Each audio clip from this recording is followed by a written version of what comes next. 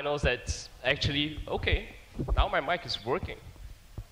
But anyway, my name is Wolf once again, if you guys didn't catch that, and I'll be co-casting the finals for the first game with Fish. So the Animal Casters are back on the deck, and as I was kind of saying that this GPL finals in itself is a kind of special moment for myself in particular, because 1 year ago I was sitting in the audience as a fan, and SGS played Azubu Taipei Assassins, at that time Season 2 World Champions, and of course the World Champions kind of took it home for the win. And I actually brought that same sign that I brought 1 entire year ago today, showing the SGS sign right here. So all the cheers from SGS. We get all the fans. But more importantly, I need to talk about something else, because the linchpin of that victory for the Taipei Assassins was the BB mistake lane. And for this season, BB mistake is not a lane anymore. Instead, there are 2 opposing captains and rivals, each of them vying for the title of GPL Winter Finals Champion.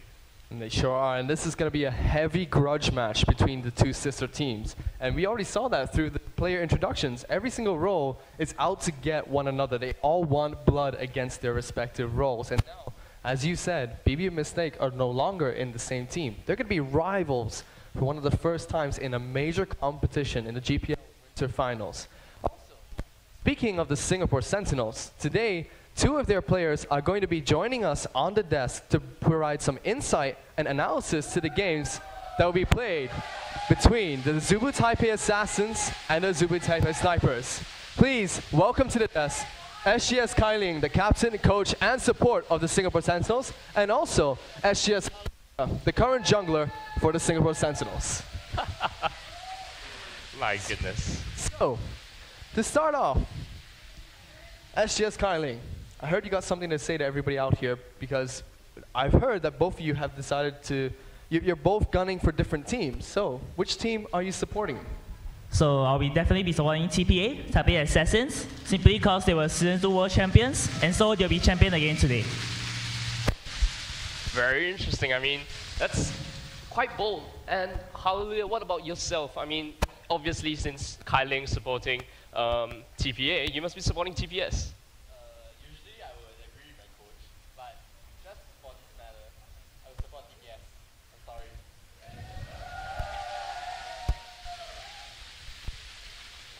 Okay, so let me get this clear. Kailing, you're supporting TPA.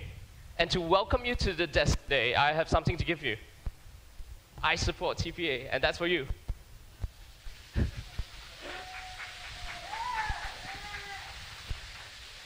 And of course, I mean, we can't forget about Hallelujah. He supports TPS. I'm supporting the winner. You're supporting the winner. Bold words. So the purpose of us here today is to provide some insight to why, how, and what we think these two teams are going to do to take these games. So first off, since both of you are supporting different teams, I'd like to ask for your opinions on why you think they're going to take the game. So I'll start off with you, since you are the captain and coach, and I'm sure you want to provide some superiority to Mr. Hallelujah over here. Why do you think TPA are going to take this series, the Best of 5 series? So there are a couple of reasons. The main 2 for me will be firstly because BB is currently in hot form. He's been performing in every game, and even in the LNL, where they dropped 2 games against TPS, he had 0 deaths in both games. So that was amazing from TPA BB. And along with that, TPS right now is pretty inconsistent with role changes, with Oriel, Wins coming in, and Awe coming in for a mistake. Because like what Jay said about mistake, this mechanics. Very confident and very bold of you there. My goodness, and Hallelujah, do you have anything to say to your coach about that? Well, they did lose to Mistake in the bot lane at IEM Singapore, so... Where were you there too? Oh, shots fired across the deck. What? So, that's basically just it. Just, you know, commenting on how Kailing can't really beat Mistake in lane and doesn't have that position to kind of talk about Mistake like that, huh? So, we want to talk about as well, what do you think these 2 teams need to do? Because from our perspective, we feel that both of these teams, the Azubu Taipei Assassins and the Azubu Taipei Snipers, they're very, very consistent consistent teams in terms of their play style and how they methodically win games. They will always take it very slow, steadily. They don't take very heavy risks to pick up these games. So I'd like to ask Hallelujah first. What do you think the snipers are going to have to do to pick up this game against the Azubu Taipei Assassins, going to this first game of the best of 5 series? I think that the snipers have superior mechanics against TPS, so I don't think that they have to worry much about it. Wow. Wow, superior. Sorry, I beg to mechanics. differ on that because why TPS has been winning so far this season is because Mistake has been leading the team around. But the difference in this game is that BB used to team Mistake, and so BB knows exactly what Mistake is going to do, and from there, TPS will just crumble as BB will come out with counter plays for what Mistake can do. But as what JJ would say, a team captain leading for around how to win.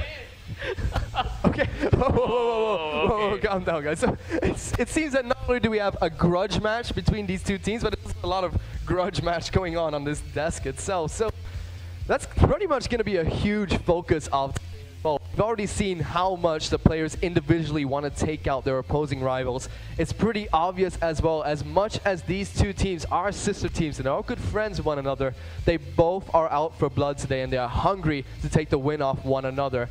Speaking of which, we also have something that you guys can do back at home or in the audience as well, whereby you can tweet to us at hashtag GPLW Finals to ask any questions about this best of 5 series, and us on the desk here will be more than happy to help you out and answer those questions. Yeah, that's right. And if you read your question live on stream in itself, you stand, or actually not you stand a chance, you definitely win at that point of time the Musketeer Twisted Face skin. But do take note, it's only redeemable in the Singapore and Malaysian server. So let's kind of take a look at what questions we have coming in from the grapevine from Twitter. So at Perfectionist says, with supports getting more income, do you think that there will be rise in unconventional AP champions and supports, example LeBlanc? So I think it's only apt if we pass this very first question to Kailing, the support player of SGS. So yep, to answer that question, definitely there'll be a rise in a lot of unconventional champions because with the current meta, anything can work at the bottom lane, especially with gold income being very different now and supports getting more gold. And the main thing when it comes to this is that to have synergy in picks. So if you're going to pick an orthodox AP support bottom, if the rest of the picks are in sync, that draft will work out very well. So one thing I have to say about that as well, I agree with by now the bot lane champions, they don't have to be traditional supports that don't scale based on ability power, but I like what Riot is doing with support champions as well. They're giving them the ability to scale with ability power, but not in terms of their utility is increasing tremendously based on the ability power they're acquiring from the new items that they can get from all the gold generations that supports have been provided with. Yeah, I think another thing that we can actually kind of talk about, especially today, is that Mistake has been a player that has kind of shown that he can play different champions and support. And in the few games that he actually brought out his Morgana, he actually went 2-0. And I mean, Morgana is traditionally a mid-lane centric champion, which he kind of adopted into the support role. So I think that's something that we could see in the future, especially coming in with the preseason and moving on into season 4 itself. I mean, do you have anything to say about that one?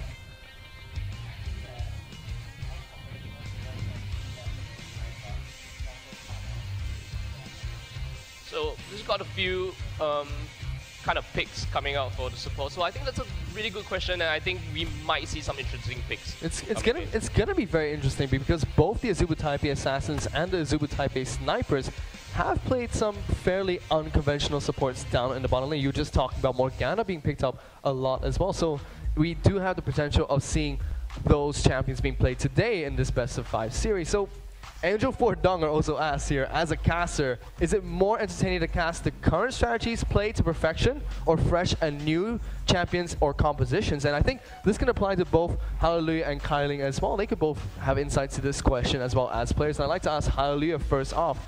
What do you think? Do you think the old strategies that were played to perfection are better than the current new fresh ideas, champions, and strategies that teams have been trying out?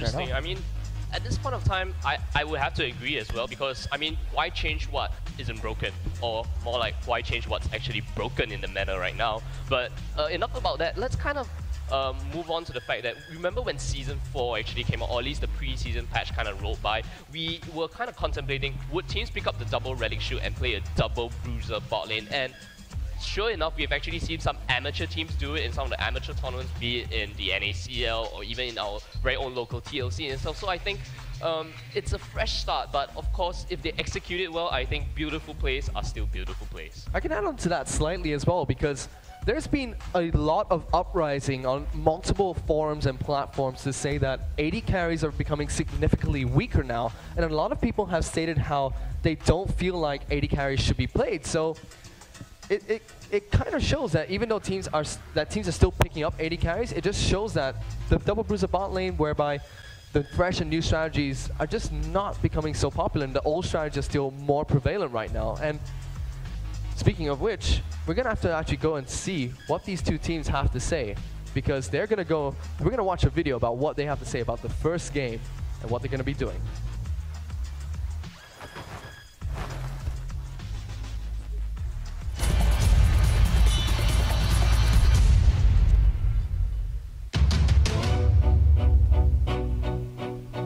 拿下第一场的重要性很重要。第一场是决定双方气势的关键。我觉得赢下第一场，对于整个队伍的士气提升是非常重要的。只要赢得第一场比赛，我觉得接下来比赛也没什么问题。赢下第一场比赛胜利，代表我们对 TPS 状况有一定的掌握。赢下第一场大概就会有80%的胜率。赢的时候，团队默契跟自信都会变得更好。对方压力就会比较多，我们更可以照着自己的节奏去打。在心理上也可以有效的压制，可以知道你们设计的战术啊、策略有没有成功。我们要以最快的速度连赢3场拿下这次的冠军。而接下来比赛我们也可以比较轻松的来赢得，对往后的比赛啊都会有很大的影响，绝对会让他们出乎意料。所以第一场绝对不能输。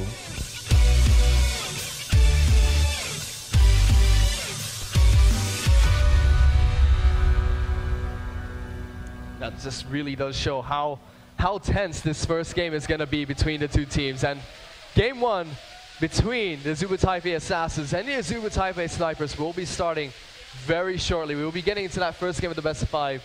Every single player from both teams thinks that this game is incredibly important. Up to a few of them think that if you take the first game, you have an 80% chance of taking the series. Yeah, I mean, the first game in itself kind of sets the momentum for the entire match. And it's been proven that if you play the first game, like you said, you go in more confident, you go in with so-called the advantage coming in. But I'm not going to count out the Taipei Assassins from actually coming back from losing the first game. I remember in their Season 2 run for the World Champion itself, they dropped Game 1 against the, at that point of time, they were the Azubu Frost. And after losing Game 1, they came back and won the next 3 games to claim the title of Season 2 World Champions. And they took those 3 games in a very decisive fashion as well. As a fantastic match between those two teams. And now, for those of you that don't know, it'll be a best of 5 series today between the Taipei Assassins and the Taipei Snipers. It will be an incredibly interesting match to watch. And we've been talking all day about how it's going to be a heavy, heavy grudge match, and also how the BB and Mistake bottom lane has now been split up. One is still on the Season 2 Champions team, and now the other is on the sisters team, the Taipei Snipers. They won't be playing against each other in the same role, but they'll be in the same lane. Do you think this is going to be a heavy impact in the game between the two teams? I mean, like what Kailing said earlier, he kind of brought out the fact that since they both used to be lane partners, and at that point of time, maybe BB kind of can get into Mistake's head, and at the same time, in the same sense, Mistake can get into BB's head. Since they're both captains of the team, I don't know if they're the ones making the executive play calls in the game itself, but if they can actually kind of mess around with each other's game plan or play mind games with each other, I think whoever gets upper hand in these mind game battles will kind of win it out in the series. Sure will, and also bear in mind, in the group stages of the Garena Premier League, both the Snipers and the Assassins left the group stages 8 and 2 and topped their respective groups. When they went into the single elimination stage, both teams won their previous 2 games. However, Snipers picked it up 3-0 twice, whereby TPA, in their recent game against the Saigon Jokers, they had a very hard-fought battle in a best-of-5 series, whereby they dropped 2 games against the Saigon Jokers and actually had to go to a Game 5, which is yet another close game to battle out to get to the final. So it did did kind of look like the TPS have been a bit more on form compared to the Azubu Taipei's Assassins, just because they've been more consistent and were able to sweep teams like AHQ in the semifinals to get here. Yeah, I mean, consistency is one thing, but I just like to actually bring this conversation a little bit back, because we keep talking about the game 5, and it would be so amazing if you actually go to a game number 5. But to our viewers out there who have just joined us, or is this your first time watching the Garena Premier League, if you're wondering, game 5, or at least all our 5 games, will be played as a standard draft pick that we know blind pick in game number 5. So the teams will kind of still have that bans and pick strategy coming out for all 5 of these games. Sure will. So game 1 will be starting very shortly. We'll be going to bans and picks pretty soon. What do you expect will be the top priority champions that both these teams will be trying to ban out or take away from one another? So, I mean, I don't know at this point of time, because like what Kylin kind of brought out and like what Hallelujah kind of brought out during, as they kind of talk about the analysis, and he kind of knows that Taipei snipers have been doing a lot of role changes, and I don't know whether they found the exact groove at this point of time. And we kind of saw in the mid lane matchup in itself, Oriel up against Morning, is that they were saying that Oriel is kind of new to the mid lane, and you know, I can kind of take you on in the mid lane. That's what Morning says, and Oriel can bring a certain surprise factor to the TPS squad, and that's going to be one of the key lanes that I'm going to look at this game, especially in the ban and pick phase. If they pick something comfortable for Oriel or something completely unconventional for Oriel. The funny thing about this best of 5 series between the two Taipei teams is that I can't find a lane that you really can focus on for this entire best of 5 series, or a single game at all. I feel like every single lane is so significant to these two teams, because Archie and Zonda have that long history and rivalry whereby they always go fairly even in the top lane. Then we're going to have the two junglers, and this is something I really wanted to touch on, just because I feel that Wins being brought into the Taipei Snipers has been the best decision for the Taipei Snipers in the Greener Premier League. He's just added so much more value to the team and has helped them out in keeping the lanes more consistent. He's allowed the Taipei Snipers already incredibly strong lanes to have even more impact on their game. Dinzer, on the other hand, you were telling me before how he got so much flack when he first joined the Taipei Assassins, but now he's been incredibly on form and playing very consistently. Yeah, I mean, speaking about the junglers in itself on the side of the Taipei Snipers first, let's kind of talk about Wins. I mean, I don't really call it ironic or a good decision. Like you said, I agree with you, it's one of the best decisions, but it's kind of funny. I mean, Wins was playing on the opposing team when the Taipei Snipers tried to qualify for the Season 3 World Championships in itself. And Wins was one of the determining factors in the reason why the Snipers couldn't go into the World Championships and qualify. Instead, the Gamadian Bears were the ones to represent Taiwan in the Season 3 World Championship Series that happened last year. So picking that up, picking the so-called thorn in their side coming in for the Season 3 World Championships and managing to integrate Wins into their roster, we've seen how powerful Wins is on his Lee Sin, how powerful he is on his Elise, and he went like, I think he's 3-0 on Lee Sin. I mean, it's picked Lee Sin 3 games, and he hasn't lost a game on Lee Sin yet in the GPL. Let's talk a little bit about the bottom lane as well. Mistake and BB now no longer the same team, but let's focus on their individual role matchups. BB against God JJ. Do you have any comments about the two AD carries battling it out in the bottom lane? I mean, the interview video kind of speaks for itself, don't you think so? BB said that, you know, I always beat God JJ. And God JJ comes out and says, yep, BB is a very consistent AD player, and all he has to say is that it's only BB. How are you guys going to win if the only strong player on the team is going to be BB? And that's what God JJ thinks. He thinks that he may not be able to beat BB in lane, but he can definitely out-kite and kill every other person on the side of Taipei Assassins. This is an incredibly huge difference I feel that the Taipei Assassins and the Taipei Snipers have as well, whereby BB, I feel, is one of the strongest carry players in League of Legends, whereby he has the ability to single-handedly take on an entire enemy team, whereby Taipei Snipers really need to work together, synergize well, and play very consistently to pick up games against their opposition. Yeah, I mean, that's one of the key points that we kind of have to look at. And speaking of which, if you guys are kind of just joining us at this point of time, you can also join in kind of the conversations, or at least try to ask some questions coming in. And as you can see, one of the Twitter questions that are coming out at Julian_EX is Dr. Mundo a much stronger champion now as compared to Season 2 when Dr. Mundo was one of the champions that TPA used to make themselves world champions in Season 2. And I think that's a very relevant question to kind of bring up just before the Bantam Picks phase, because Dr. Mundo is a champion that Zonda has decided to kind of pick up in the top lane as well, and we haven't really seen TPA actually integrate it into their lineup just at this point of time yet. Well, there was a point in time early in the 2014 season where Dr. Mundo, actually from the start of the 2014 season I could easily say, where Dr. Mundo was consistently banned out in almost every single competitive match. Now, he's kind of being brought back into play. Teams are allowing him through. They're not seeing him as an incredibly strong threat. But compared to when Azubu Taipei Assassins took the Season 2 World Champions, whereby they played him in the jungle, I feel like he was stronger in the jungle there because he could clear the jungle camps much easier, for they were much weaker, I feel, at the time.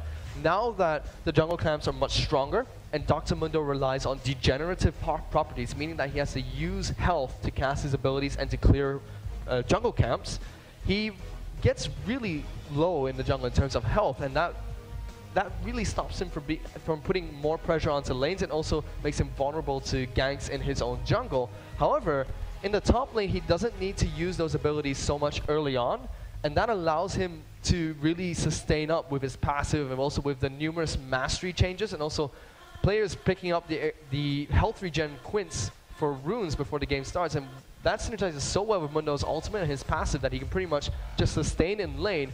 Once he hits a critical mass whereby his abilities regenerate faster than they cost, he doesn't really lose health anymore, and he can consistently clear waves and get free damage out, which is quite a chunk of damage coming out from those cleavers, and also all the AoE damage that he packs to team fights.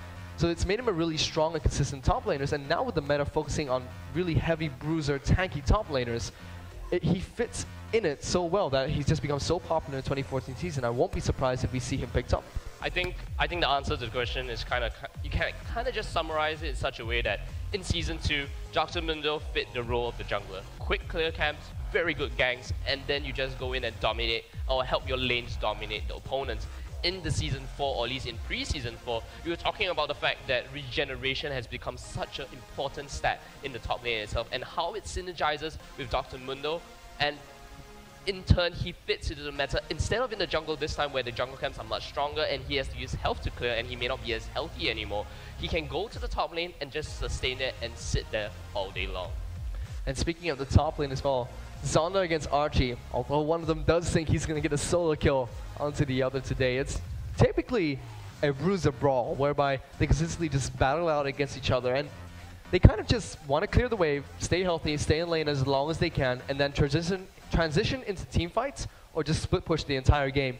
And I really think this would be the most stale lane amongst all the games, actually, as we do head into Bantam Picks, because it's just going to be both of them battling it out, brawling it out, and sustaining as long as they can without trying to kill one another. So they might prove me wrong here, but I believe that is what would happen as we go into picks and bans. That's right. I mean, let's take a look at what the picks and bans are going to be as I actually kind of bring my little mouse and keyboard closer. All right.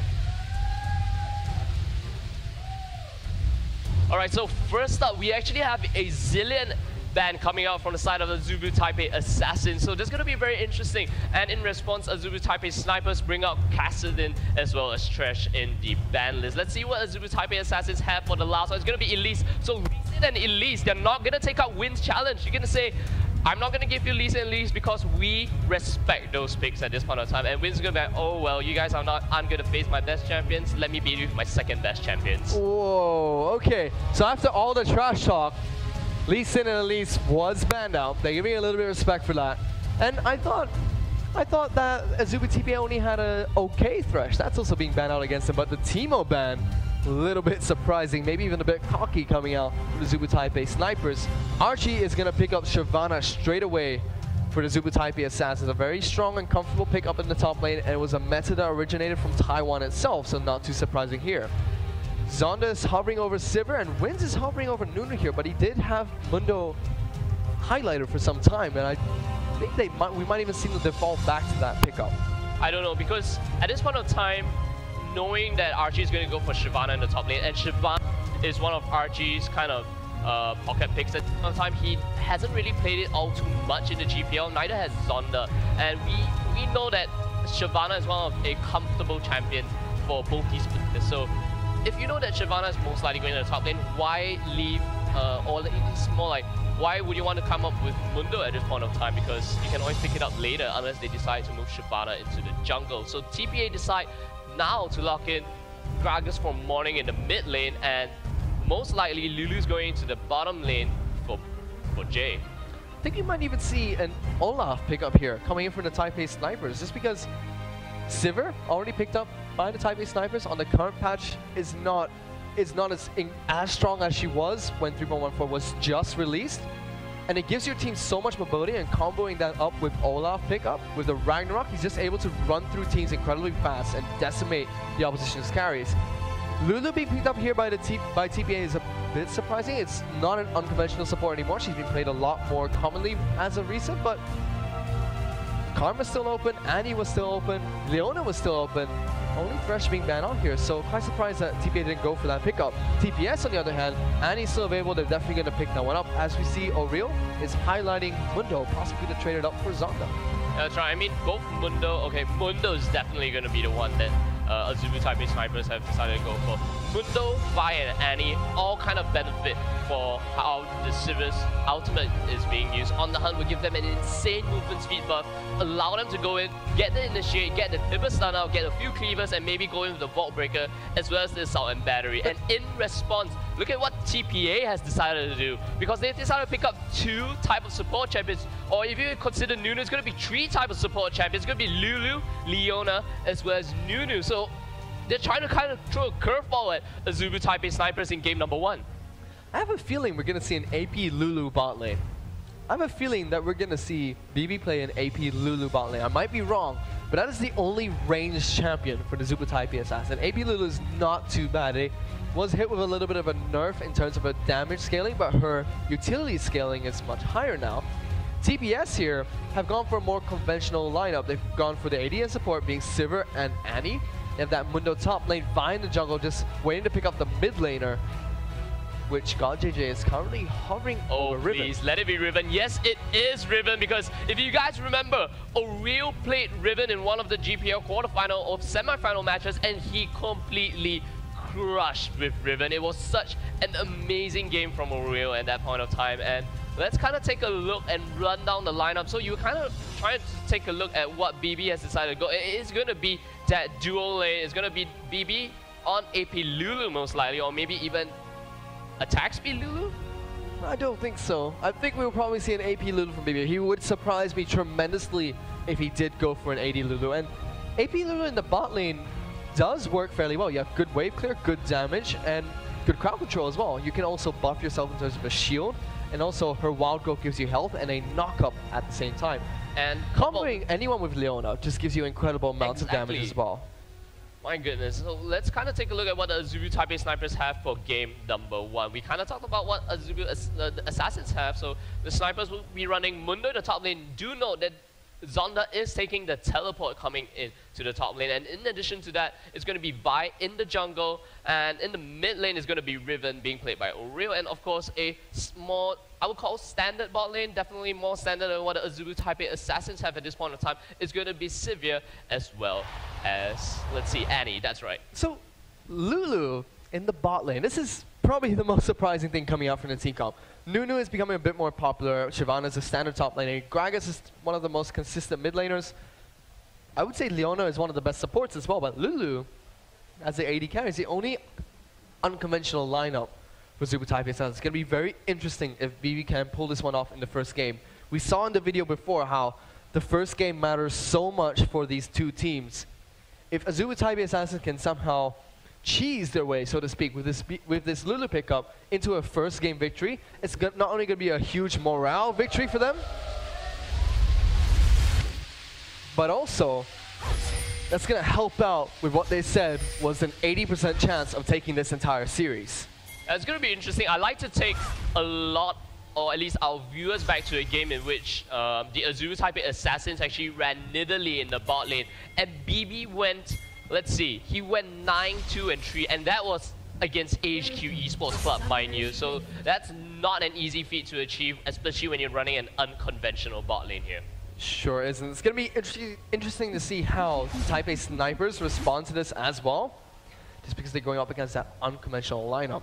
For the Taipei Snipers, they're looking at the team composition. They don't have a traditional AP carry. We were talking a little bit earlier, though, how AP supports are becoming more popular. Annie was already so popular in Season 3.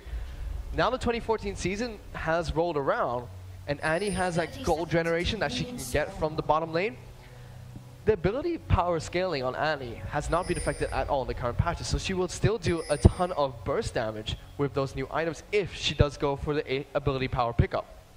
Yeah, let's kind of see what Annie, like we were talking about, has decided to go for. So he has the 8 armor penetration and just a bunch of ability power stacking onto Annie itself. And it does seem that Azubu Taipei Snipers might be deciding to go for an early level invade here, and let's just see if the Azubu Taipei Assassins will spot this one out. Oh wait, no, there's just the hard way. Azubu Taipei Assassins, 4 members waiting up in that top rush, as you said.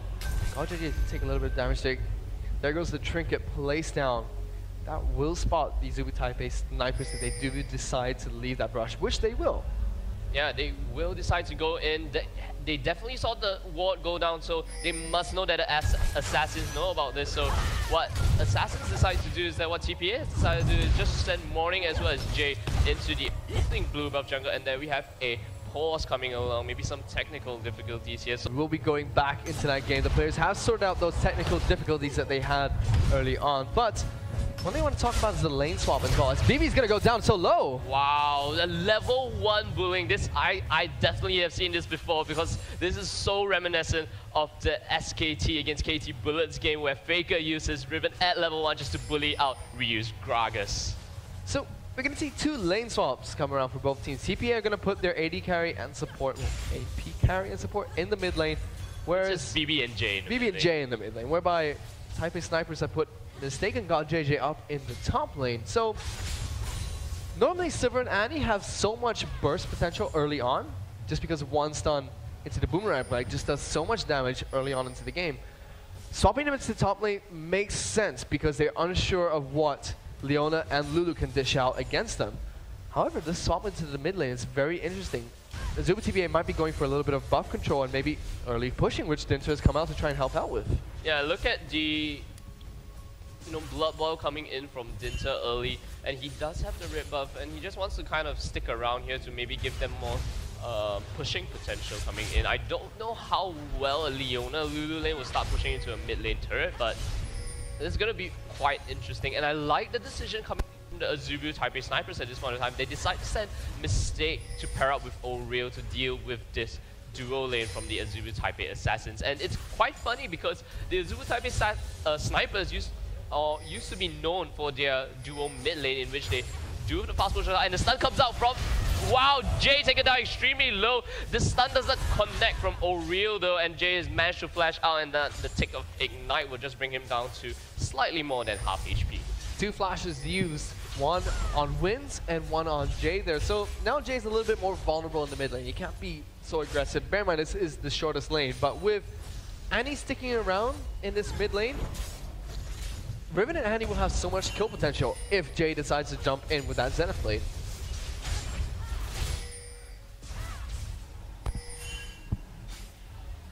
It's going to be very interesting to see how, look at this bot lane, or at least the solo bruiser lane. We do see Jay getting stunned up. O'Real uses the broken wings, gets a few auto attacks, he gets a knockup. The stun comes in from Mistake. Jay is taken out extremely low. Will Wins decide to time the turret? Both Jay and BB are extremely low. They have a huge minion wave pushing. It's going to be a cannon minion wave, and let's see if they decide to go in for the dive. Mistake will be charging up the stuns quite shortly. He has 2 stacks of that one. Needs another 3 more to get that stun off, and O'Real will just be using his Valor to kind of shield block some of the harass coming out from BB as well as Jay. You can see Vi go down to the bot lane, probably get a gank off as Archie, who just flashes away. Takes a little bit of punches to the face from our Survive there, but no kill potential coming out from these 2 after a good flash coming in from Archie there. But the mid lane seemed rather interesting so far. Mistake tried to get the flash out to pick up a kill in the mid lane there, and Riven's just really not taking any damage at all. It doesn't seem like that's the case, because O'Real this time with Orange Shield. That's going to help him in lane within itself. And in addition to that, we also note that he has gone for that Valor trade here. So every time he kind of knows that he's going to take damage from BB, he'll just pop the Valor, soak up some of the damage with the shield, and let's see if he does have some lifesteal coming in. He doesn't have any lifesteal, so I didn't expect him to run any at all, but he does have that 4% armor penetration, which is going to allow him to deal a little bit more damage. BB's not going to have much health regeneration here. Aside from the Relic Shield that Leona has picked up, BB has no lifesteal in terms of her runes and masteries, and also started with that Doran's ring, so no life on hit coming in from that either. The only way that BB is going to heal is from natural regeneration, the Relic Shield charges, and also from killing a minion due to the mastery if she did pick that one up. Yeah, it's going to be a very dangerous position because what Azubu Taipei Assassins want to kind of go for is that, or at least I think they want to, is that Dinter moving to the mid lane kind of shows that they want to kind of pressure the mid lane as much as possible. And at this point of time, it seems that, you know, Azubu Taipei snipers aren't quite happy if O'Real in the mid lane kind of going up against a 1v2 situation. So they make the rotation, send Mystic and got JJ into the mid lane, and instead probably send O'Real back to base, whereas Wins will hold up the top lane before O'Real decides to take that lane over. As you said, God JJ will be rotating back down to this mid lane. If Lulu does head back into this mid lane, which we will see BB do so, it's going to be fairly interesting to see how this laning phase, well, what's left of the laning phase will take place between these four champions, so to speak. But since neither team went for a conventional lane matchup, now I'm really curious to see how BB and J will impact the team fighting phase between these two teams. We have two solo lanes, both in the top and bottom lane, and now the mid lane has become the duo AD carry and support lane. So there's definitely going to be some early fights taking place around Dragon or buffs when they do respawn, which is about now. So going to see which one of these teams do intend to roam to protect those buffs or go aggressive into the opposition jungle.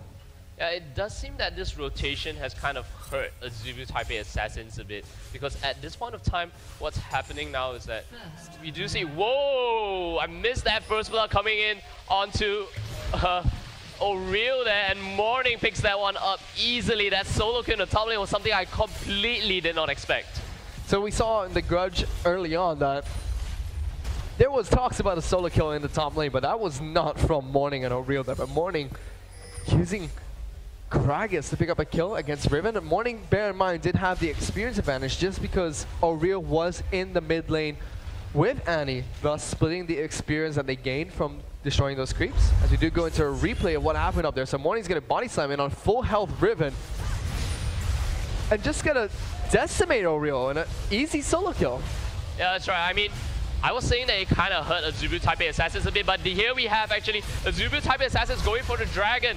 It gets the Dragon, Dinsa gets a smite off, but then the rest of Azubu Taipei snipers are there to kind of respond. Archie has his ultimate up. BB's kind of caught in the side. He does have his flash up though. Will BB be able to get away in time? It doesn't seem like that's the case, because BB will go down to God JJ, and God JJ picks up a kill off of that one. So the Azubu Taipei Assassins do pick up Dragon, however they lose their, well, quote-unquote AP carry in terms of BB in the Dragon Pit. So that was kind of surprising there, because Azubu TPA definitely had that Dragon under control. There was no way that the snipers could take that one off them.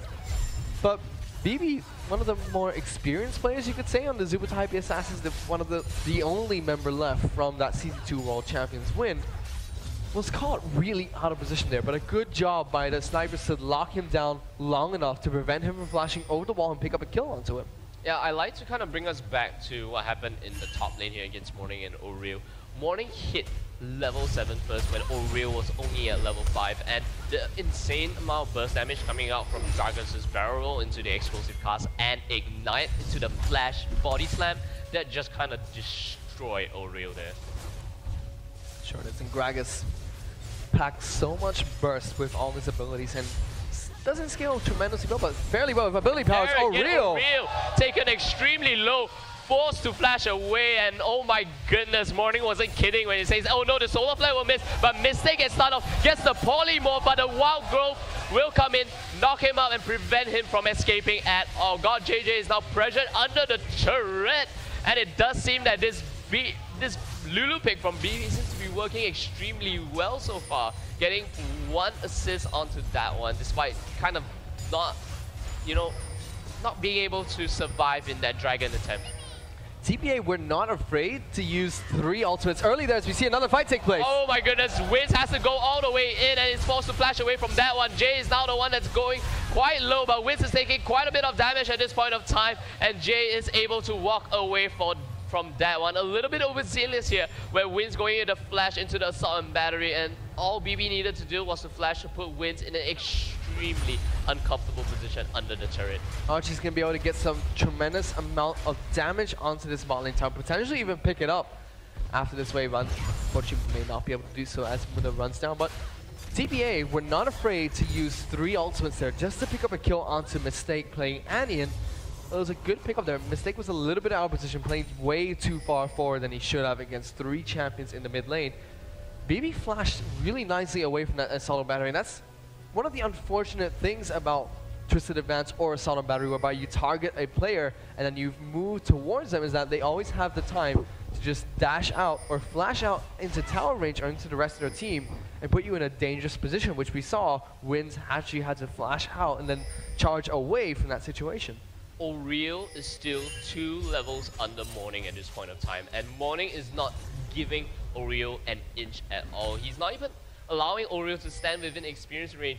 Oriel just hit level 8 at this point of time, and Morning with the double Doran's ring into the Fiendish Codex, he has just a huge amount of burst, and surprisingly, Oriel decides to kind of go for the damage items instead of some magic resist to kind of negate some of that burst coming out from Morning's Gragas. Very interesting that he has decided to do so. Ribbons really do need early damage to do well, especially when they are played in the top lane, but Ribbons be played more competitively in the mid lane and then in the jungle, never in the top lane as of recent. But Gragas has been doing so well against him, and Gragas does well against champions, just does well against these heavy burst champions just because he has a ton of sustain himself. But to be able to burst down a Ribbon, and it was tremendously due to the fact that it was a huge experience match. We can fight go in mid lane. Yeah, that's right. The Assault Battery comes out. The Solar Flare will knock to God JJ. Dinter will use the Absolute Zero. God JJ gets a Spell Shield off. And following that, we do have a teleport coming in from Zonda. Dinter gets hit by the briefcase, and the Vault Breaker will actually take him down. And it does seem that it's going to trade 1 for 1. It's going to be support for jungler there. And Azubu Taipei snipers might have the position on this mid lane turret. It doesn't seem like that's the case because Archie here actually trades, and Archie has been doing a tremendous job on this Shyvana, just solo farming in this bot lane here and getting that slight CS advantage. And finally, Oriel back here in the top lane, going for that harass against Morning. So Morning kind of eating his kind of own medicine there, whereas Oriel reaches a power spike in which he feels that he can kind of do Morning out. OJ taken down extremely low. Does Mistake have the style? Doesn't seem like it. The Glitter Lance will do a lot of damage in addition to slowing him down. BB is taken down quite low here from the combination from a spell rotation from Mistake. And I like to point out that Mistake has decided to pick up 2 Doran's rings and no gold income items just yet for himself. So one of the things the Azubu Taipei Assassins mentioned that they wanted to do is really shut down and target Oriel, which it does look like Morning has done a good job of doing so. He's shut him down in a 1-on-1 situation. They even forced a 2-on-1 situation against that Riven very early on. So it does show that TPA really want to execute the strategy of shutting down Oriel in that mid lane. You do see Oriel got a little bit aggressive with Mistake behind him to try and get a kill off onto Morning, who just happily body slammed and flashed out of that situation. So blue buff being taken here by Morning. The toss of the blue buff is successful. A ward there will definitely spot out this blue buff transfer, and at the same time we do see the mid lane turret being taken down by God JJ. So let's talk a little bit about what TPA wanted to do there against TPS to try and pick up this first game, but TPS on the other hand, they're completely opposite. They want to focus down BB and Morning, the 2 carry players of Super TPA. But what do you do when Morning's doing such a good job of shutting down your mid laner, and BB's playing such an unconventional champion like Lulu, who can keep himself or his teammates alive long enough to decide a fight? It's really hard for TPS to execute the strategy of shutting down these 2 carries when they're playing champions like Gragas and Lulu. It's going to be very interesting how BB's champion, or at least BB playing Lulu in this kind of team comp, kind of synergizes with the rest of what TPA has in their arsenal. I mean, if Archie goes in with the Dragon's Descent, he can easily pop the Wild Growth and try to... Wow, Oriel actually taking out very low. The Ignite comes out onto Morning, and both Oriel actually wanting to go back to that one. One barrel will definitely take me out. Will Mistake be able to get a counter kill for that one? Morning does not have the flash, does have the body slam. He seems that he'll be able to get away from that one. And Mistake does not have the flash to follow up, but in the mid lane, and look at that. Wins being taken out extremely low. God JJ using the spell shield to kind of block the absolute zero from Dinter. And what a spell-powered combination this Azubu Taipei Assassins team is running at this point of time. That felt like a little bit of a lack of experience coming from Oriel there, as Dinter will get stunned down, and Andy Tibbers kind of chase him away with that, but felt like a little bit of a lack of experience coming in from Oriel, that he really charged down Morning aggressively on such low amounts of health, with Mistake running behind him. If he was to wait for Mistake to come in with the Timber Stun and then go aggressive onto Morning with that amount of health, he would have been able to either sustain himself with lifesteal or potentially shut down. Wow, the flash Zenith Blade comes in, and right now the Dragon's Descent takes Mistake down extremely low. Archie picks out a kill of that one, now hitting the turret, got JJ in a little bit of trouble. Archie will be forced to back up from that one. The Volt Breaker comes in, Mundo gets a briefcase, hits. Archie forces the flash out of the Dragon Lady here, and Azubu Taipei Assassins will be happy with that one kill as well as that one turret. At this point of time, 16 minutes into the game, they have taken up 3 turrets in their favor, extended their gold lead to about 3,000 gold. This is a completely different Azubu Taipei Assassins that we saw between their best of 5 between the Saigon Jokers, and now this best of 5 series against the Taipei Snipers. Against the Saigon Jokers, all they wanted to do is play very consistently and methodically and make the game incredibly slow. Pick up the objectives that they can and when they please to do so. Now they're making plays against the Azubu Taipei Snipers. They're winning one-on-one trades. They're roaming around the map aggressively. They've put Lulu and Leon in the mid lane doing aggressive flash Zenith Blade dives to try and pick up aggressive. This is incredibly different to the way they played throughout the entire GPL season. I think that's really caught the Taipei Snipers off guard. Yeah, it's a very different Azubu Taipei Assassins coming in. It makes me wonder if they have done something in that little bit of a break coming in from the semi-finals all the way to this grand finals in itself. Because if you take a look at what's happening here, the Azubu Taipei Assassins have decided to kind of run a double sweeping lens on their jungler as well as the support. And having the lead early with the double sweeping lens will allow you to go into the jungle relatively safely and clear out as much vision as you can from the snipers. And that's what Azubu Taipei Assassins want. They want to catch snipers in a bad rotation. They want to take lane control as well as jungle control and put as much map pressure onto the Azubu Taipei snipers and extend their goal lead as far as they can. So looking at Lulu now, the unconventional marksman pick, you could say, for Azubu Taipei Assassins. Lulu's gone for the Athene's Unholy Grail and a Sheen. So BB's definitely going to be using his auto attacks and his passive to his advantage. Along with the Sheen process, Oriel does not get knocked back by the explosive cast being thrown out by Morning there.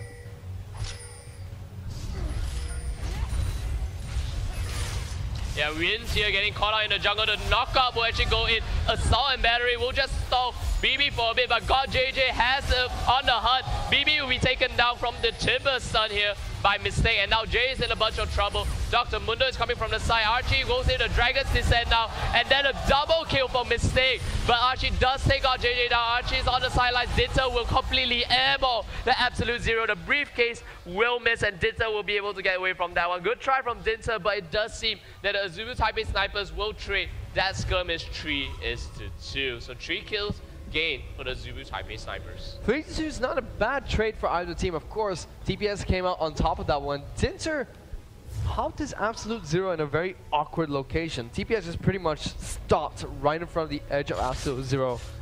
Let Shyvana move wherever she wanted, and once it completed its channeling, then decided to pick up the kill on Archie. However, there's not much Dinter could do there. Despite putting it down a poor absolute zero, there was no way he could get into a closer position to use that without getting taken down himself. And Mistake has always been criticized for his lack of mechanical ability, but that flash stun using Tibbers was really pinpoint onto Jay and BB there. That's right, that was an exceptional team fight by both teams. A bit messy though, but we saw what targets that they wanted to go to, and they immediately bursted these targets down before then deciding to back off. So they kind of know their limitations as well as the potential on each of the champions in itself. Mistake on Annie has gone for that double Doran's ring pickup with the mobility boots and the sightstone. So he's gonna have a little bit of ability power in this mid/early game. Well, transitioning into the mid and late game now, if he's able to pick up a few more kills and assists for himself, he could potentially pick up a huge ability power item and just give the team the ability power burst damage that they currently need, which they are quite lacking at the moment. That's so scary. Zonda was nearly caught out of position there, and with Dragon coming up now actually, it does seem that both teams will prioritize their wards around the area. Look at the amount of wards that's actually coming in from both teams. The sweeping lens will be used to clear the ward in that death rush here, and this is the vision that kind of Azubu Taipei assassins have on Azubu Taipei snipers, and this is what the snipers are actually looking at in terms of the vision here. So more wards being cleared out, but nevertheless both teams have rather good vision of each other at this point of time. A little bit of dragon dance going on between the two teams. TPA had a bit more zone control there. That ward is Unreal now, has to battle out Archie in this bottom lane. See what he decides to do. He goes aggressive. Whoa, gets good. Both the ultimates are popped, and then the knockout comes in onto O'Real. Will O'Real come on top of this one? He does have the TMS to go to auto reset. BB is actually coming in a little bit overzealous from O'Real. Will O'Real be able to get away? It doesn't seem like that's the case. Two ultimates being used there, and it does seem that with this Taipei Assassins will be able to force Azubu Taipei snipers off of Dragon. The ultimate from Silver is popped. The on the hunt comes in absolute zero. There's no stun to come and block for that one. It does seem that Jay will be taken down. I mean, Jay will take down wins at this point of time. Only God, JJ, and Mistake will be the ones actually, as well as Zonda trying to fend off the advances from the Azubu Taipei Assassins. 2-0 trade again for the Azubu TPA.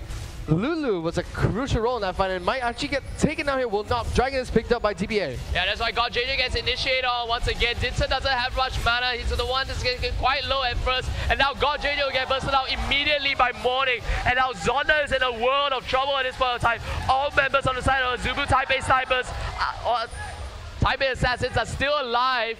And they get an extended ace from that one, a slightly delayed ace because they took out all 5 members in between Dragon as well. I really want to know what the Taipei snipers were thinking there, because they should not have gone back to fight for that Dragon. They were behind 1 member, 2 members even, and just decided to go back and try and contest it when you really can't even contest a Dragon or a buff or even Baron from a Nunu. Why do you think you could do so in a 5-on-3 situation? No, it's really, really questionable. Winds was not there, O'Real was not there, most of the Smite wasn't there, and most of the damage wasn't there coming out from O'Real. God JJ hasn't really picked up the big ticket items just to be completely effective at this point of time. His boomerang blades are gonna hurt, but nevertheless, why did they decide to go back in for that one? That still kind of baffles me at this point of time. And there we hear the crowd kind of cheering out for Morning, stealing away the rip buff using his explosive cast. So that's a great play coming out from him, denying even more experience from the jungle of the Azubu Taipei sniper. So O'Real here doing his best as he can to kind of split push and put more turret pressure. But here, he may see him get caught out and get collapsed onto both BB as well as Archie. Archie does have his Dragon's Descent up. Will he go in for that one? The slow comes up from the glitter lens, and there we have the great knock-up to prevent Archie from actually pushing O'Real back. But there we have the solar flare coming in into the absolute zero, forcing O'Real to flash away. Winds is coming in, the Timber stun go in, and it does seem that Azubu Taipei snipers will manage to fend off Azubu Taipei assassins at this point of time. But the question is that now, will Azubu Taipei Assassins decide to go back into the turret and deal even more damage? Morning is on the side, and he's actually stealing away the blue buff from the jungle of the sniper. So that's once again another victory for Morning. He has the double buff, and both these double buffs have been taken away from the snipers. Lulu has been an interesting pickup for TPA so far. BB has a ton of damage with Athena's Unholy Grail, the Sorcerer's Boots, and the Lich Bane, but provides so much utility at the same time. The Wild Growth able to give that AoE knockup and save his members of his team and himself, which he's used so many times. And he has burst damage and also consistent damage from his passive as well. So It's been an interesting choice for TPA that has worked out so far. And with the outcry of marksman being much harder to play in competitive play, and even in solo queue, people are saying that marksmen are much harder to use in the current meta. Lulu's working out very well for them as an unconventional pick. Yeah, and I like to point out something that you kind of mentioned in the pre-game mentor about unconventional AP supports, and you said that the change to AP support tailing, take a look at how much move speed Whimsy gives. Oh wow. 50% extra move speed for 5 seconds. And this is the reason why BB has been able to show up and protect RG, show up and try to get the knockup onto O'Reilly at that point of time, and he has that map mobility working in his favor. That is just from 2 ability power items. As you see, Mistake gets caught. Mistake gets engaged onto, and the Wild Growth comes in. Mistake is forced to flash away. Ditzer goes into absolute 0, will not do much damage. Archie is the one that's stacking up. He does not have his Dragon's Descent, and it's a great combo coming in. It's so scary. If Jay goes into the Zenith Blade, BB can easily go in with the Wild Growth. If Archie comes in with the Dragon's Descent, the Wild Growth can be popped, and just a gigantic knockout with a gigantic dragon. Wiz might want to go in, but the Zenith Blade is the first one to come out. Jay is stacking up as much as possible, and now Archie is the one that's kind of in the front lines. Morning will be trying to hit as much as possible from the side, and Archie will be forced to back up from that one. The Glitter Lance will not hit anybody at this point of time, but barrels from the side, especially with a Gragas that's about to complete his Rabinum's death cap, is going to be quite scary. Once he hits that item Power Spike, the next dragon will be coming up in another 1 minute and 30 seconds. It's going to be very dangerous. A very, very dangerous point for Azubu Taipei snipers to kind of contest that one. I want to touch a little bit on Lulu and how she's scaling now in terms of utility, because you're just saying how she only has 20% extra movement speed, and Lulu only has 200 ability power at the moment, so that could potentially spike up even further later on. The slow is 80% and only decays to 30. So it's going to be a very unique kind of play, I would say, coming in from Azubu Taipei Assassins, because no one's going to expect a Lulu, or at least no one expects a support Lulu to kind of slow you for that much. But this time BB isn't playing a support Lulu, he's playing it in a carry role, and that allows him to get the item, so it's going to be very scary for that one. And I want to talk about the control that Azubu Taipei Assassins have been kind of asserting in both Dragon so far, and probably Baron very shortly when it comes to the 30-minute mark. You are not, no matter how many times Wins has stolen Baron from an opposing team, and we call him one of the king or the prince of thieves in the GPL in itself. But how are you going to steal away a major objective such as Baron with a Nunu and Gragas on the opposing team? The burst damage is just insane. Not to mention as well, they have Jay and BB who can lock down people for an extended amount of time to allow Thinter to secure those objectives. As you said, Wins has been really strong in the jungle, one of the best pickups for the Taipei snipers in this split of the Greener Premier League. And as you said, has been able to steal multiple Dragons and a few Barons as well, and game-changing ones to mention. So it's going to be quite hard for him to pull that off against You know what, Seacon. Fish? If he manages to steal Baron away from Azubu Taipei Assassins, I'm going to promote him to the king of thieves. You should definitely be able to be, anyone should be able to be, unless you're jungling against Saint Vicious or Hallelujah in that sense. Anyone should be able to, anyone should not be able to be outsmited as. Yeah, I'm sure Hallelujah has something to say to you when he comes back again on the Death Fish. So it's been a little bit stale so far. Taipei Assassins are up by about 6,000 gold at the moment, a fairly significant lead 30 minutes into the game. Their team, they've been doing more catching than they have team fights so far. So Jay has been doing a good job of locking down members when they're split up from their team. I really want to see how a 5-on-5 fight from start to finish takes place. The burst damage coming in, nearly one-shotting, 100-0 mistake there. And now it seems that it's going to be a 4v5 situation outside of this bottom out in the turret.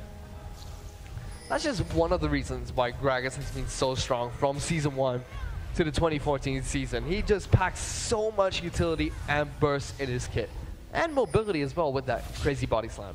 Yeah, double buffs actually now kind of transferred onto both, or double blue buffs more likely. Both Morning and BB has actually blue buff in their own pockets, and it does seem that they want to continue this extended siege in one of the lanes at least. It does seem that they're going to send Morning to the mid lane, and the rest of the Azubu Taipei assassins might be rotating and trying to catch the snipers off guard at this point of time. They're actually camping around the side. If Oreo kind of makes an extended push for that one, he can easily collapse onto him. His sixth sense has kind of paid off here, so Oreo deciding to just farm out in the jungle. So let's kind of take a look at the item disparities coming in before a fight kind of happens. So Fish, what do you think about the items coming in, and will Azubu Taipei snipers be able to fight Azubu Taipei assassins at this point of time? I like the item pickups from both teams right now. Both the top lanes going fairly standard.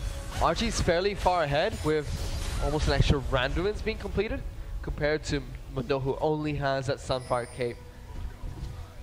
Excuse me, only has that Sunfire Cape and the Spirit Visage build up so far. In the jungle though, I don't like Winds going for that Spirit Elder Lizard. Yes, it has been changed, it's a bit more viable now, but building damage, it does make sense against such a tanky lineup, but how are you going to survive the sustained damage coming out from Morning and BB? Wow, the explosive cast comes in, and then the solar flare, the Zenith Blade will not hit, and now it does seem that Azubu Taipei snipers might want to turn it around to Azubu Taipei assassins. It does not seem that they do manage to get any sort of initiation, and you're gonna go back to this little fight, all this little dance here in the mid lane in the turret. So Archie actually attacking up with the help of Pix, giving the shield, and it does seem that BB will be the one to try to chunk down this turret as much as possible. So static shift as well as the boomerang blades coming out from God JJ does help in the wave clear for the Azubu Taipei snipers. So let's see if they actually decide to do any kind of counter engage, and if Winds can actually pull off a very good vault breaker into a sound battery, that's going to help the Azubu Taipei snipers quite a bit. So I was trying to say that I don't like the damage pickup coming in from Winds here, and it's just because there's no AD carry for TPA.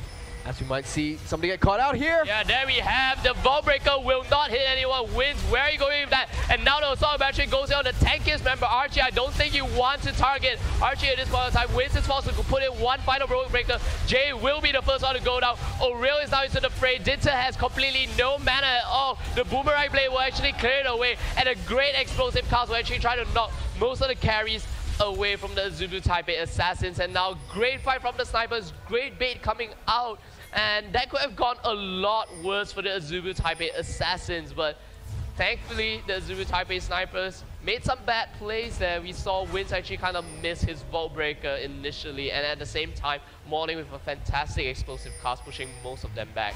And then we have Archie actually getting hit by the stun coming in. The knockout goes in. Aurel dueling out with Archie, but Archie still has the Dragon's Descent. Will Aurel decide to go back in? Archie's still extremely tanky, and on the side Morning will be trying to come in and steal that barrier. The on the hunt is Pop. BB will be caught out. BB is the next one to go down.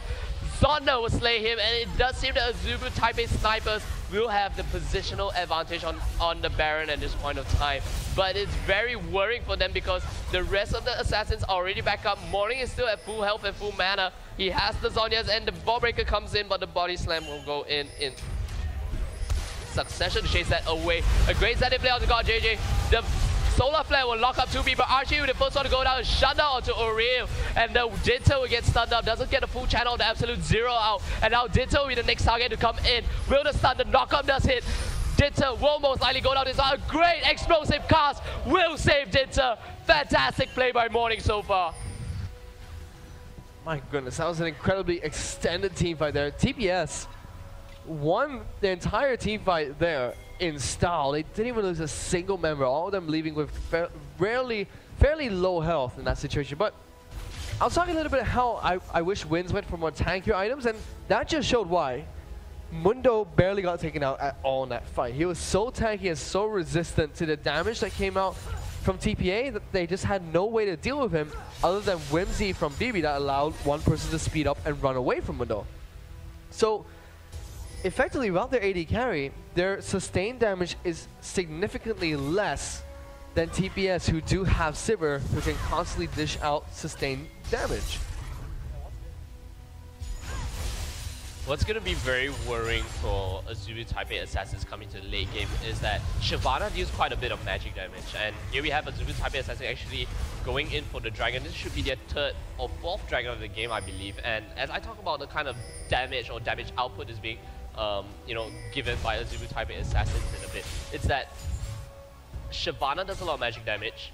Nunu's gonna do a lot of magic damage. Gragas is gonna do a lot of magic damage. Leona is gonna do a lot of magic, and BB as well is gonna do a lot of magic damage. So everyone is just stacking Spirit Visage and probably the Banshee's Veil later on to kind of negate a lot of that burst as well as sustained damage coming out from all these champions. It's very tough to deal with a team that can stack one type of resistance. It's normally okay if your team is a full AD team comp, just because armor penetration scales much better. As Mistake might go for initiation, decides not to do so, but Mistake doesn't have his flash up, so can't go in for the flash Tibbers initiation.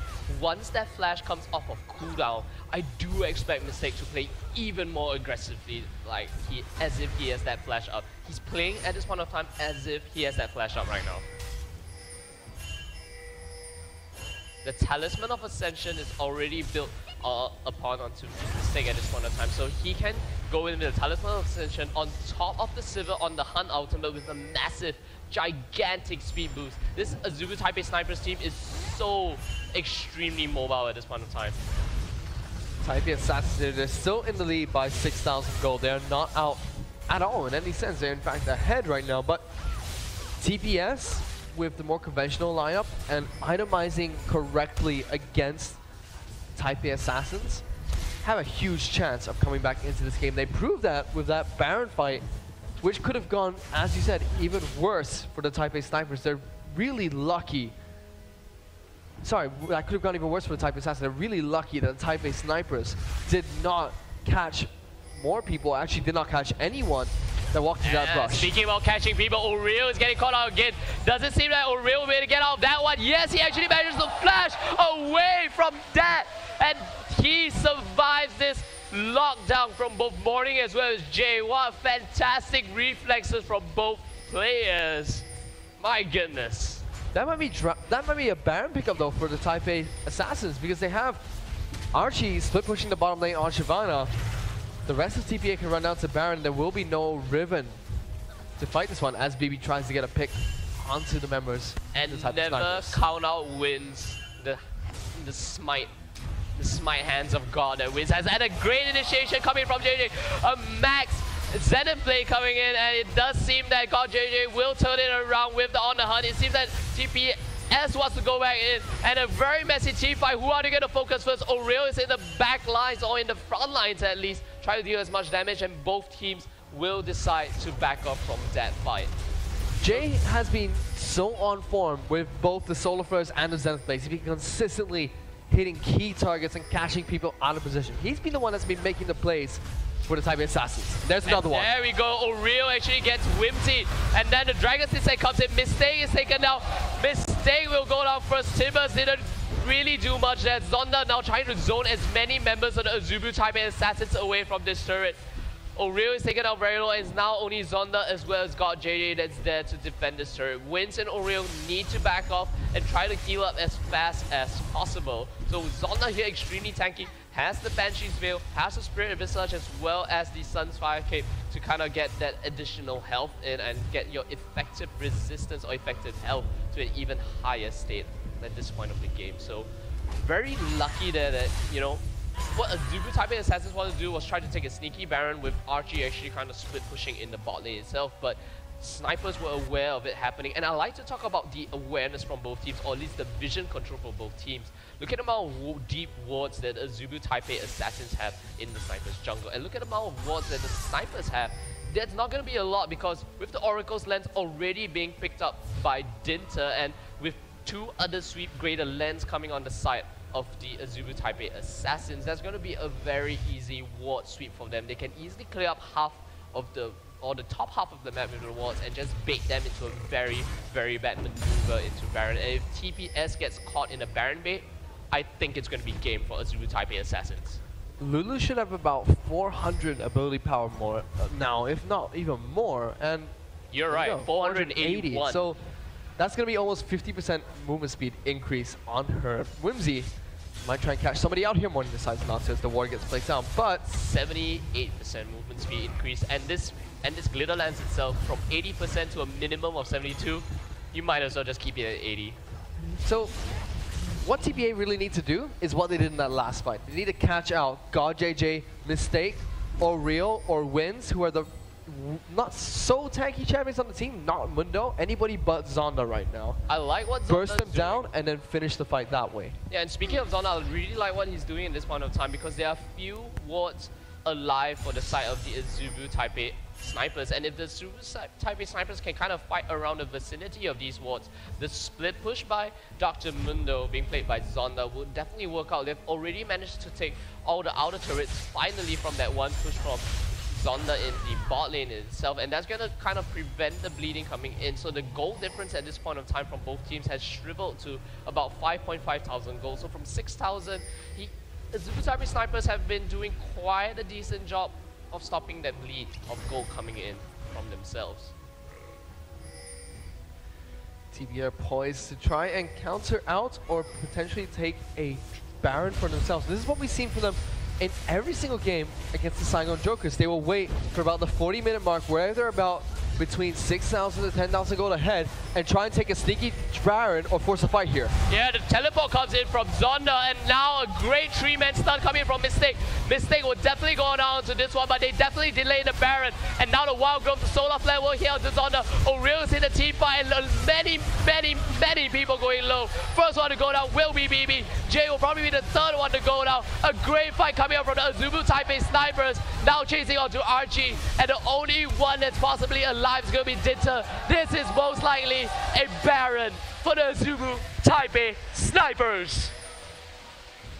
And this is why you don't take Baron unless you're 100% sure that you can win the fight that's going to take place after or pick it up before the opportunity gets it. We go into a replay of that very shortly. We will go into a replay of that so we can see Archie's going to jump over the wall here and separate himself from his team. The explosive cast will knock Wins away, but Mistake stuns 3 people with that Splash Tibbers. Mistake will go down, but he's the support. He's stunned people. He's done his job. He can go down whenever he wants. Dinter is only going to use the Absolute Zero onto Zonda, and it's going to do absolutely nothing to him. Now TPA don't have their ultimates, are caught in a weird position. Wins is finally caught up, going to get so much damage down onto BB, who pretty much can't escape from this situation. Zonda is going to decimate him. Ginger can't do anything in the back lines. Morty's going to get taken down for a double kill. Archie tries to salvage kill into Wins, who just Vault Breakers out of there and lives to fight another day. And it's going to be a 4-for-1 exchange in favor of TPS. And they will get the Baron afterwards. And it was a fantastic response from TPS, using the teleport to get into the Baron pit by Zonda. Mistake rolling around in great position, getting a great flash stun off. Yeah, I would also like to point out that Azubu Taipei snipers within that time took the Baron. Okay, we have a pause here, so we got a little bit of time to talk about what happened as we kind of look through that replay.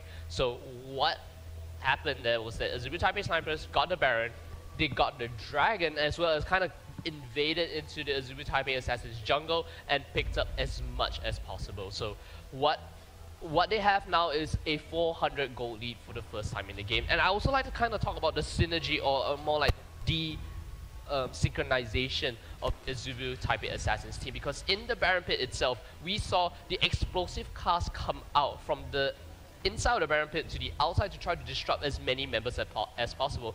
And this actually knocked away many members. It knocked away Wins, it knocked away, I think it was O'Reilly. And at the same time, Dinter went in with the Dragon's Descent, and because of the explosive cast, his Dragon's Descent wasn't able to pin down anyone, and he had to take the long way around in order to catch up to that team fight. And one of the crazy beast tanks, Mundo, definitely goes where he pleases. We saw him fall into that fight and basically not take any damage at all. And we saw there Morning did, as you said, a good job of using the explosive cast to separate members of the Taipei snipers who were joining in. But Mundo was just way too tanky, and with that flash stun coming out from Annie, Mundo did a ton of damage in that pit, buying time for the rest of the snipers to rejoin the fight, which they did. And as you said, Mundo just went where he pleased, and going up against an all ability powered damage team composition, he's itemized really well and will not be susceptible to sustain damage, which Mundo is weak against. Mundo loves burst damage because there is no way you're going to ever be able to 100 to nothing Mundo, and because of that, with no sustained damage coming out from the Azubu Taipei Assassins, there is no way you're going to be able to burst down Mundo without 5 people hammering at him for a good 30 seconds to a minute.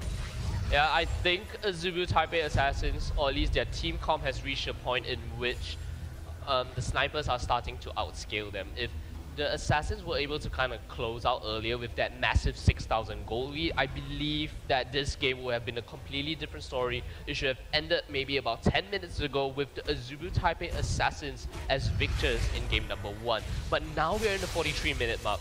And look at the amount of items that God JJ has. He has a Last Whisper, a Static Shift, and a Bloodthirster, and probably the makings of maybe an Infinity Edge with that pickaxe first. I don't know what he's going to build. The current goal, he has 2.5 thousand gold in his pocket, so it's definitely going to be an Infinity Edge very shortly. And look at Zonda just happily tanking those few turret shots there. So it's going to reach a point in which Azubu Taipei Assassins, if they don't burst down all the carries, in particular Oriel as well as God JJ, they're definitely going to lose out in the team fights. Zonda is regenerating more than 70 health a second. That is insane. He has 400 health every 5 seconds. If you can't deal 400 health to him every 5 seconds, he's going to live. Ah, there we have that Zenith Blade coming in, but the spell shield come out and a great mechanical play from God JJ. Look at Zonda. He single-handedly just zones all the members of the team, and then that burst damage coming out from Morning is not enough at all. The Talented of Ascension will be popped, and Zonda will just walk into all 5 members. The Vault Breaker comes in, catches out Dinson, the Wild Growth will be put out. Archie getting a bit of help from Pigs. Wins needs to get away from that one. It seems that there are no kills happening so far, but with the Baron buffed up team on the Azubu Taipei Snipers, they'll be happy to tank up the turret shots and just regen easily. The first inhibitor of the game will go to the Azubu Taipei Snipers. So, what do you do in this situation whereby you have a Mundo who's just not going to die?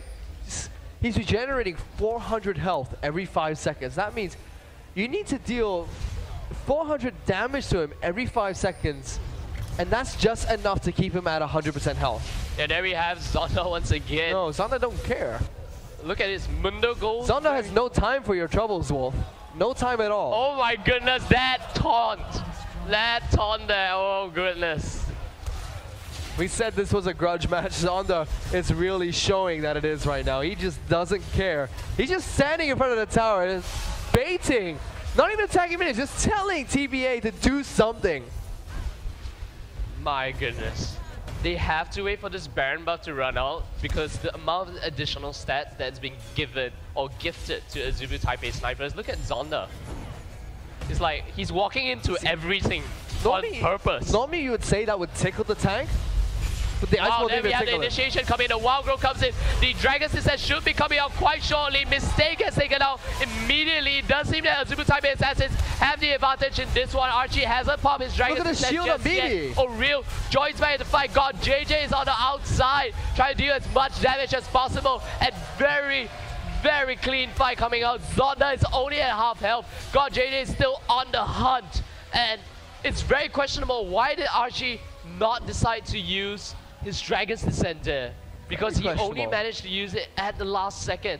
Dragon's Descent in itself, going in on that initiation, gives him so much magic resistance as well as armor, able to tank up as much as possible. So I wonder what kind of technical difficulties they are having at this point of time. It does seem that it's on the side of the Assassins, and I hope that didn't really cost them that team fight, because that could have gone either way. The Baron buff had just kind of degenerated from them, and it was such a close fight. But it does seem that Azubu Taipei Snipers, with 4 members still up, may be able to take the win from this fight. They do have the potential to take the win, but Oriel is down to a sliver of health. Unless he has a way to regenerate, he's going to probably head back to base. This will probably be another inhibitor for the Taipei Snipers, but what are the Assassins going to do? I really have to say that at the Baron fight, the point where Zonda was there's still a chance to kill Dr. Mundo, you still have the potential to do so, is where TPA pretty much gave the game to the Taipei Snipers. Zonda's just at a point where, even being focused down by the Assassins, there's just nothing they can do against him. The Lulu pickup in the early game did a fantastic job. Whoa, we do have Zonda on the chase, the Glitter Lance, as well as the Ice Ball. Can your movement speed hit 0 here? Because Zonda will go down. You're not gonna escape from a Lulu and a Nunu. You're not gonna escape that. I'm a little bit wrong there because I felt like even at that low amount of health, Zonda would have lived in that situation, but apparently not. The 80% slow on top of the Ice Blast. Yeah, Mundo's not going where he pleases right there. He's going where he pleases, really slowly. Really, really slowly, in fact. So, if you're the Azubu Taipei Assassins, you know that you can only kill Mundo when he's under 1/3 health, and you can't even focus him down. Can you actually turn your attentions completely onto Oreo and God JJ? Because Zonda is actually a real damage threat at this point of time. The amount of AoE magic damage he deals on top of his cleavers, the Burning Agony and his infected cleavers, that's something that you cannot ignore either. Bear in mind though, Zonda does not have the highest damage output in his team. In fact, I feel that he has the least damage output just below Annie right now. And if TPA can somehow burst down, wins O'Real and also God JJ, they should be able to pick up a fight, and they have the burst damage to do so. I really think they need to pull a Fnatic right now, just camp into a brush. Double Warmogs. What do you do?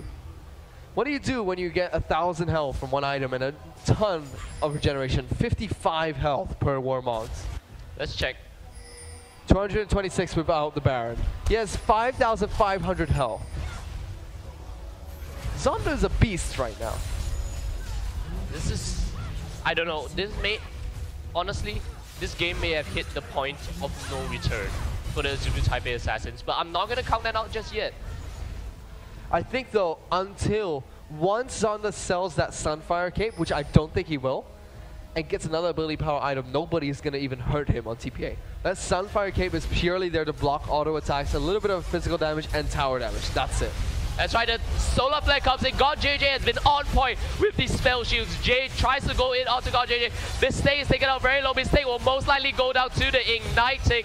And it does seem that Zonda single-handedly once more is trying to take out as many members as possible. It seems like Zonda may go down from this one. Die. He's not gonna die just yet. The Glitter Lance also barely missed God JJ there, which would have taken him down. And look at Zonda, he's already back up to 3,000 HP at this point of time. And the Glitter Lance coming in from BB almost took down God JJ, but just missed by an inch, and that would have been a decisive factor in that fight. Mundo goes where he pleases. He definitely goes where he pleases this game. Zonda has 2 Warmogs. That's just disgusting. It is more than disgusting right now. He also regenerates 60% of his maximum health over 12 seconds. That's 60% of 6,000 health. That's crazy. That's like 3,600 health over 12 seconds, thereabout. So without an AD carry to deal with Zonda, if TPA had an attack damage carry right now, not only would Zonda have to itemize differently to account for that, bear in mind he would still do fairly well because he is such a late game beast right now. He would still do very well against the AD carry. But then TPA would have the potential to shut him down. They would have the potential to kite him around and potentially take him down. But now, with only ability power, that 200 damage is not going to cut it out from BB. Nope, not at all. Yes, it does. Now Pix deals 200 damage, but again, Zonda, what's 200 damage in the face of 292 health regen per 5? He just has to wait 5 seconds and he's good to go. This damage doesn't even tickle him right now. Zonda's still just standing in the base of TPA saying, yeah, you're not going to hurt me. Wow, what a game number 1. I still don't know if the Azubu Taipei snipers can close it out just yet. Baron is now live and so is Dragon. Shyvana actually, I feel, has to be hitting Zonda now. Archie can no longer go for the backline. He needs to use his abilities and also that Blade of the Ruined King to deal maximum % base damage onto Zonda and current % base health damage onto Zonda to take him down low enough for the burst to finally take him down from the rest of Azubu TBA. And there we have the Talisman Ascension being popped. Will TPS decide to go in onto this one? On the hunt has yet to be used. They want to take down this inhibitor.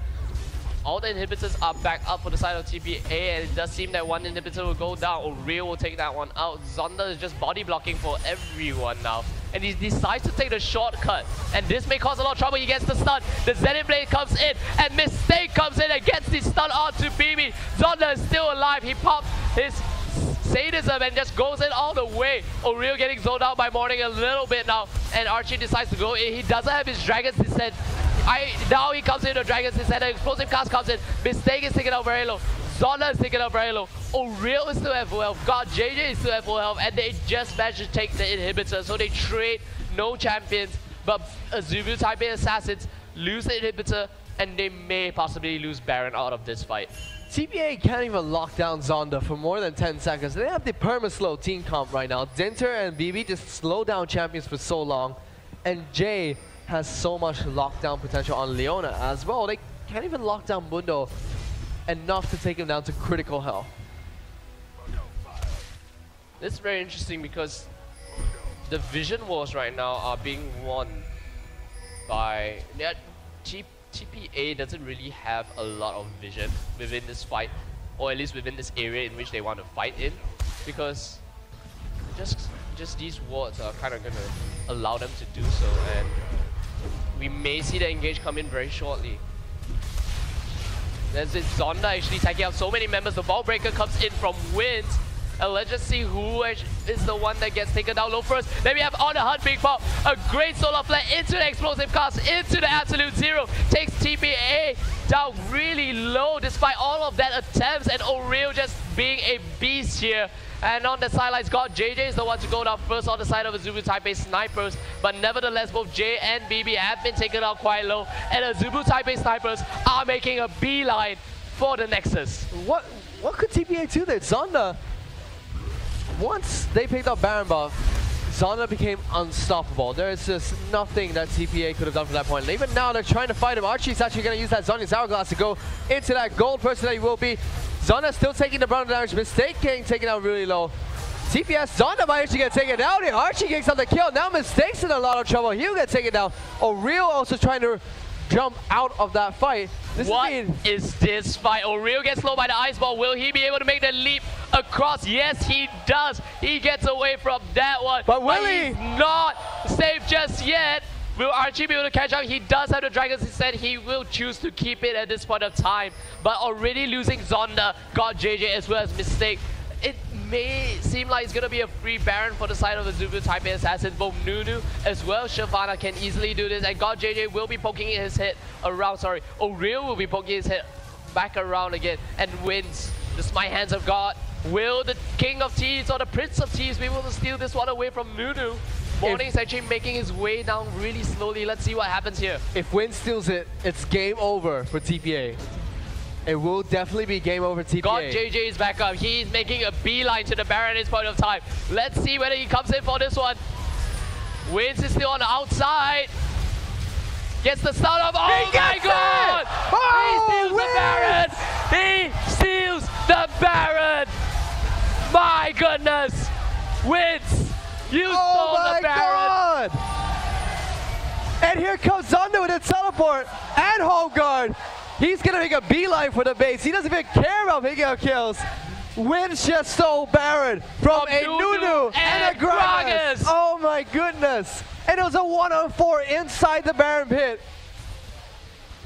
Wins is the king right now. Wins, I officially declare you the King of Thieves. You just stole all the most amazing Barons. TPS wins game number 1. 56-minute game. My goodness. Oh my goodness.